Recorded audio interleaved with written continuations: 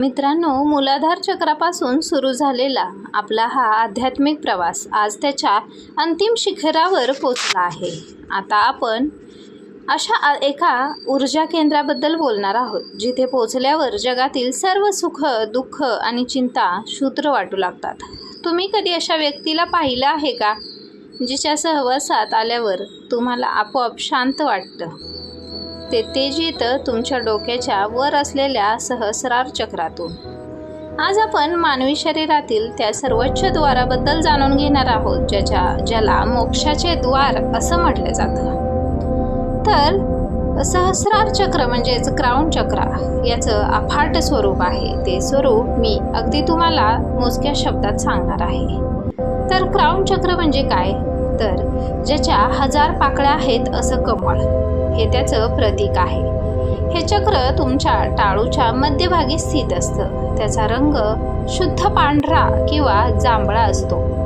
पांढरा रंग हा सर्व रंगांचे मिश्रण आहे. म्हणजेच यात सर्व ऊर्जा केंद्रे सामावलेली आहेत. म्हणजेच आपण 7 चक्राबद्दल 6 चक्र पाहिली. हे 6 चक्रांचं मिश्रण आहे आणि याचं तत्व पाहिलं असता हे सर्व तत्वांच्या पलीकडे आहे. म्हणजेच पंचतत्वाच्या पलीकडे आहे. हे चक्र पृथ्वी, जल, अग्नी, वायू आणि आकाश या 5ही तत्वांच्या पलीकडचे आहे. म्हणजेच हे शुद्ध चेतना आहे. त्याबरोबरच याला विश्वाचा रिसिव्हर असे देखील म्हटले जाते. जसा रेडिओ लहरी पकडतो तसं तुमचं सहस्रार चक्र विश्वातील वैश्विक ऊर्जा सतत ग्रहण करत असतं. त्यानंतर ज्योतिषशास्त्रामध्ये याचा काय संबंध आहे किंवा ज्योतिषशास्त्राचा संबंध अत्यंत गूढ मानला जातो. यामध्ये केतू, गुरु आणि सूर्यग्रह यांचा समावेश होतो. त्याचबरोबर भाग्योदय देखील यामध्ये होत असतो. केतू हा मोक्षाचा कारक आहे. जेव्हा तुमचं क्राउन चक्र सक्रिय होतं तेव्हा तुमच्या कुंडलीतील अशुभ केतूसुद्धा शुभ फळ देऊ लागतो. तुमची ओढ भौतिक जगाकडून अध्यात्माकडे लागते. त्यानंतर गुरु आणि सूर्याचे तेज. गुरुग्रह तुम्हाला ते दिव्य ज्ञान देतो, तर सूर्य तुमच्या आत्म्याला प्रकाशित करतो.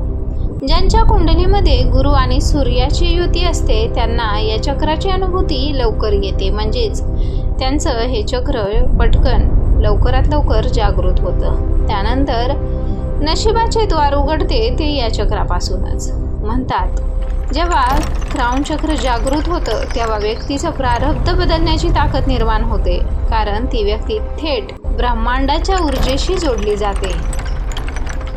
हे झाले या चक्राचे स्वरूप. त्यानंतर हे चक्र जर ब्लॉक असेल तर कोणती लक्षणे दिसून येतात, यामध्ये मी तुम्हाला विज्ञानापासून ते अध्यात्मापर्यंत लक्षणे सांगणार आहे. यामध्ये पहिली गोष्ट येते ते नास्तिक वृत्ती. ईश्वरी शक्तीवर किंवा स्वतःच्या अस्तित्वावर विश्वास न ठेवणे किंवा विश्वास नसणे ही नास्तिक वृत्ती ज्या लोकांमध्ये दिसून येते त्या लोकांचे हे चक्र म्हणजेच क्राउन चक्र ब्लॉक झालेले असते. त्यानंतर अति अहंकारी व्यक्ती. मीच सगळं करतोय हा अहंकार जेवढा वाढतो तेव्हा हे चक्र आकुंचन पावत जातं. त्यानंतर काही शारीरिक संकेत देखील यामध्ये दिसून येतात. तर तीव्र डोकेदुखी असेल, मेंदूशी संबंधित व्याधी असतील, डिप्रेशनमध्ये राहणे, जर तुम्हाला सतत वाटत असेल की तुमचं या जगात कोणीच नाही, तर समजा तुमचं कनेक्शन विश्वाशी तुटलेलं आहे. हे झाली लक्षणे. त्यानंतर क्राउन चक्र जागृत करण्याचे राजमार्ग कोणते आहेत? हे मार्ग केवळ माहिती नाही, तर हा एक अनुभव आहे. यामध्ये शून्य ध्यान असेल, कृतज्ञतेची भावना असेल, मौन साधना असेल, सेवा असेल, या मार्गाने आपण हे चक्र जागृत करू शकतो. यामध्ये पहिलं आहे शून्य ध्यान.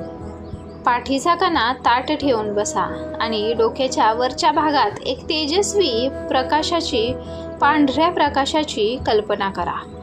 कोणताही विचार करू नका, फक्त त्या शांततेमध्ये विरघळून जा. हे झाले शून्य ध्यान. त्यानंतरची उपाय म्हणजे कृतज्ञतेची शक्ती. दररोज सकाळी उठल्यावर विश्वाचे आभार माना.